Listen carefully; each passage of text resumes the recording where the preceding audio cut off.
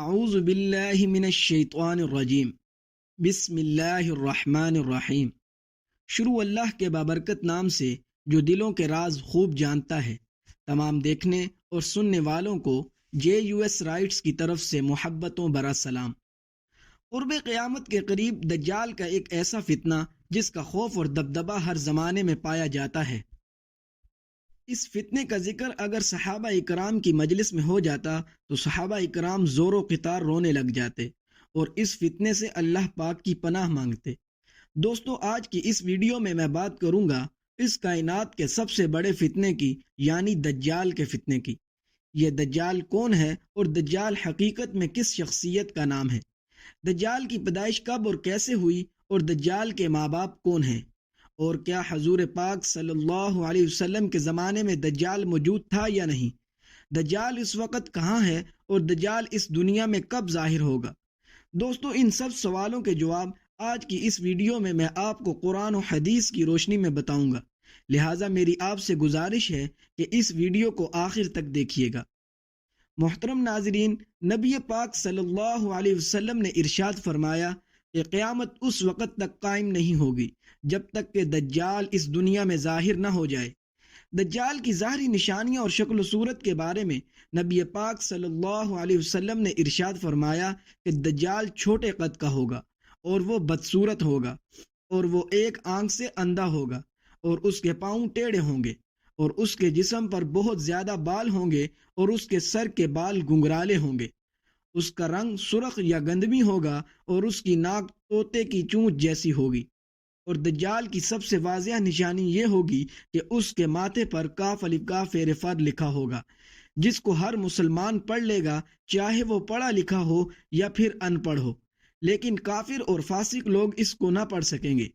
دوستو، دجال جب اس دنیا میں ظاہر ہوگا تو لوگوں کے سامنے وہ پرہیزگار بن کر رہے گا تاکہ لوگ زیادہ سے زیادہ اس کی پیروی کریں، لیکن اندر سے وہ کافروں کی طرح ظالم ہوگا۔ دجال سب سے پہلے نبوت کا دعویٰ کرے گا۔ جب اس کے ماننے والوں کی تعداد زیادہ ہو جائے گی تو اس کے بعد یہ خدائی کا دعویٰ کر دے گا۔ دجال ایک بہت بڑی اس سواری پر سوار ہو کر پوری روئے زمین پر گردش کرے گا۔ وہ سواری اتنی بڑی ہوگی کہ اس کی آنکھوں کا درمیانی فاصلہ 40 گز ہوگا۔ دجال کے پاس بے شمار طاقت اور بے شمار مال و دولت کے خزانے ہوں گے۔ اس روئے زمین کی زیادہ تر نہروں پر اس کا قبضہ ہوگا اور اس کی اجازت کے بغیر کوئی بھی پانی نہ پی سکے گا، اور یہ لوگوں کو گمراہ کرنے کے لیے طرح طرح کی شد بازیاں دکھائے گا۔ یہ آسمان کو حکم دے گا تو وہ بارش برسائے گا، یہ زمین کو حکم دے گا تو وہ سبزہ اگائے گی۔ اس وقت دجال اپنے آپ کو خدا کہے گا۔ جو لوگ اس کے پیروکار بن جائیں گے ان کو یہ مالا مال کر دے گا اور وہ لوگ عیش و عشرت کی زندگی گزاریں گے، اور جو لوگ دجال کو خدا ماننے سے انکار کر دیں گے تو یہ ان کو قتل کر دے گا۔ دوستو، دجال بجلی سے بھی زیادہ تیز رفتار سے اس زمین کے اندر گردش کرے گا اور وہ دنیا کے ہر کونے میں جائے گا۔ اس وقت دنیا کے تمام کافر اور اسرائیلی لوگ اس کی حمایت کریں گے اور اس کی جماعت کے ساتھ شامل ہو جائیں گے، لیکن جو سچا مسلمان ہوگا وہ اس کو پہچان لے گا اور اس کو ماننے سے انکار کر دے گا۔ دجال پوری روئے زمین میں فتنہ اور فساد پھیلانے کے بعد مکہ مکرمہ اور مدینہ منورہ کی طرف روانہ ہوگا۔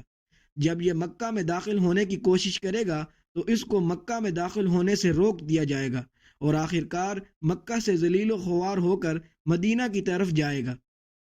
اس وقت مدینہ کے 7 دروازے ہوں گے اور ہر دروازے پر اللہ تبارک و تعالی کی طرف سے ایک ایک نگہبان فرشتہ مقرر ہوگا جو اس کو مدینہ منورہ میں داخل نہیں ہونے دے گا۔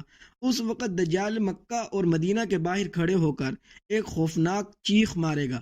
اس وقت مکہ اور مدینہ کے اندر جو بھی لوگ منافقین ہوں گے وہ اس کی آواز سن کر باہر نکل آئیں گے اور دجال کے گروہ میں شامل ہو جائیں گے۔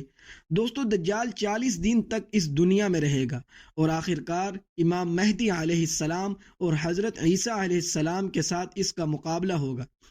اس وقت دجال کا لشکر دنیاوی اعتبار سے مسلمانوں سے زیادہ مضبوط اور زیادہ طاقتور ہوگا۔ اس وقت مسلمان اور دجالی گروہ کے درمیان ایک بہت بڑی جنگ ہوگی۔ اس جنگ کے اندر دجالی ہار جائیں گے اور دجال کے لشکر کو بہت بری طرح ہار کا سامنا کرنا پڑے گا۔ اس وقت دجال حضرت عیسیٰ علیہ السلام سے ڈرتے ہوئے فلسطین کی طرف بھاگے گا، اور حضرت عیسیٰ علیہ السلام اس کا پیچھا کرتے ہوئے اس کو مقام لد پر پکڑ لیں گے اور اللہ تبارک و تعالیٰ کے حکم سے دجال کو قتل کر دیں گے۔ دوستو، اب بات کرتے ہیں کہ دجال کون ہے اور اس کے ماں باپ کون ہیں، اور دجال کی پیدائش کے متعلق مختلف روایات ملتی ہیں۔ جیسا کہ نبی پاک صلی اللہ علیہ وسلم کے دور کی بات ہے کہ جب مسلمان مکہ سے مدینہ کی طرف ہجرت کر رہے تھے کہ انہی دنوں میں مدینہ کے اندر ایک یہودی عورت نے ایک بچے کو جنم دیا جو کہ پیدائشی کانا تھا۔ پیدائش کے اعتبار سے یہ بچہ بہت عجیب و غریب تھا۔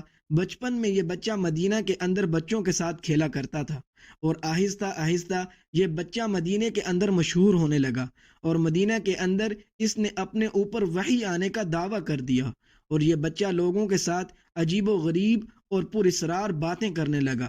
جب اس کی ماں کو یہ علم ہوا تو اس کی ماں حضور پاک صلی اللہ علیہ وسلم کی خدمت میں آئی اور اپنے بیٹے کا سارا حال نبی پاک صلی اللہ علیہ وسلم کو بتایا، اور اس بچے کی ماں نے حضرت محمد صلی اللہ علیہ وسلم سے گزارش کی کہ آپ اس بچے کا معائنہ کریں کہ یہ کیا کر رہا ہے۔ ایک دن آپ صلی اللہ علیہ وسلم صحابہ اکرام کے ہمراہ اس بچے کا معائنہ کرنے کے لیے اس کے گھر کی طرف روانہ ہوئے، تو آپ نے رستے میں اس بچے کو انصاری بچوں کے ساتھ کھیلتے ہوئے دیکھا۔ اس بچے کا نام ابن سیاد تھا۔ اس وقت آپ صلی اللہ علیہ وسلم کے ساتھ عمر بن خطاب رضی اللہ تعالی عنہ اور دیگر صحابہ اکرام بھی موجود تھے۔ اس وقت ابن سیاد بلوغت کے قریب تھا لیکن جوان نہیں ہوا تھا۔ آپ صلی اللہ علیہ وسلم اس کے قریب گئے لیکن اس کو پتہ نہ چلا، تو آپ صلی اللہ علیہ وسلم نے اس کے کمر پر ایک ضرب لگائی اور ابن سیاد سے فرمایا کہ کیا تم گواہی دیتے ہو کہ میں اللہ کا رسول ہوں؟ تو ابن سیاد نے آپ صلی اللہ علیہ وسلم کی طرف دیکھا اور کہا کہ میں گواہی دیتا ہوں کہ آپ اللہ کے رسول ہیں۔ پھر ابن سیاد نے آپ صلی اللہ علیہ وسلم سے کہا کہ کیا آپ گواہی دیتے ہیں کہ میں اللہ کا رسول ہوں؟ تو آپ صلی اللہ علیہ وسلم نے ابن سیاد کو چھوڑ دیا اور فرمایا کہ میں اللہ اور اس کے رسولوں پر ایمان لایا۔ اس کے بعد آپ صلی اللہ علیہ وسلم نے ابن سیاد سے پوچھا کہ تو کیا دیکھتا ہے؟ تو ابن سیاد نے کہا کہ میں سمندر پر عرش دیکھتا ہوں۔ تو اس وقت آپ صلی اللہ علیہ وسلم نے ارشاد فرمایا کہ وہ ابلیس کی چال ہے۔ تو اس وقت ابن سیاد نے حضرت محمد صلی اللہ علیہ وسلم کو بتایا کہ میرے پاس سچی اور جھوٹی خبریں آتی ہیں۔ یہ بات سن کر آپ صلی اللہ علیہ وسلم نے فرمایا تو پھر تیرا معاملہ الٹ ہو گیا۔ اس کے بعد آپ صلی اللہ علیہ وسلم نے ابن سیاد سے فرمایا کہ میں نے تیرے لیے ایک چھپانے والی چیز چھپائی ہے۔ دراصل اس وقت آپ صلی اللہ علیہ وسلم نے اپنے دل کے اندر لفظ دخان سوچا تھا۔ تو ابن سیاد آپ صلی اللہ علیہ وسلم سے کہنے لگا کہ آپ نے دل کے اندر جو چیز چھپائی ہے وہ دخ ہے۔ تو اس پر آپ صلی اللہ علیہ وسلم نے ارشاد فرمایا کہ تو ذلیل ہو جا، تیری قدرت بڑھ نہیں سکتی۔ اس وقت حضرت عمر رضی اللہ تعالی عنہ نے فرمایا کہ اگر آپ مجھے اجازت دیں تو میں اس کی گردن اڑا دوں۔ اس وقت آپ صلی اللہ علیہ وسلم نے ارشاد فرمایا کہ اسے چھوڑ دو، کہ اگر یہ تو سچا ہے تو اسے قتل نہیں کر سکتا، اور اگر یہ جھوٹا ہے تو اسے قتل کرنے میں کوئی بلائی نہیں۔ دوستوں، مدینے کے لوگ ابن سیاد کے بارے میں کہا کرتے تھے کہ بعض شیاطین اس کے پاس آتے تھے جو اسے عرش الہی کی خبریں دیا کرتے تھے۔ آپ صلی اللہ علیہ وسلم نے ابن سیاد کے بارے میں سکونت اختیار کی ہے، کیونکہ آپ صلی اللہ علیہ وسلم کی طرف یہ وحی نہیں کی گئی کہ ابن سیاد کی حقیقت کیا ہے، جبکہ بعض لوگ ابن سیاد کو ہی دجال مانتے ہیں، اور چند صحابہ اکرام کا خیال بھی یہی تھا۔ اور ایک دوسری روایت میں ملتا ہے کہ حضرت عمر رضی اللہ تعالی عنہ آپ صلی اللہ علیہ وسلم کے سامنے ابن سیاد کو دجال کہا کرتے تھے، لیکن آپ صلی اللہ علیہ وسلم نے نہ ہی اس بات کا اقرار کرتے اور نہ ہی انکار کرتے۔ دوستو، ابن سیاد کے اندر ایسی بہت ساری نشانیاں موجود تھیں جو کہ ہو بہو دجال کی نشانیاں تھیں۔ یہی وجہ ہے کہ اس دور کے اندر صحابہ اکرام بھی ابن سیاد کو دجال کہا کرتے تھے، اور بعض مفسرین کا یہ کہنا ہے کہ ابن سیاد ہی وہ شخص ہے جو قیامت کے قریب دجال بن کر ظاہر ہوگا۔ حضرت ابو سعید خدری رضی اللہ تعالی عنہ بیان کرتے ہیں کہ ابن سیاد مجھ سے کہنے لگا کہ میں دجال کے ماں باپ کو بھی جانتا ہوں اور دجال کو بھی جانتا ہوں۔ تو اس وقت حضرت ابو سعید خدری رضی اللہ تعالی عنہ نے ابن سیاد سے کہا کہ کیا تو اس بات کو پسند کرتا ہے کہ تو ہی دجال ہو، تو اس وقت ابن سیاد نے کہا کہ اگر مجھے دجال بنایا گیا تو میں اس بات کو ناپسند نہیں کروں گا کہ میں دجال بنوں، یعنی کہ میں دجال بننا پسند کروں گا۔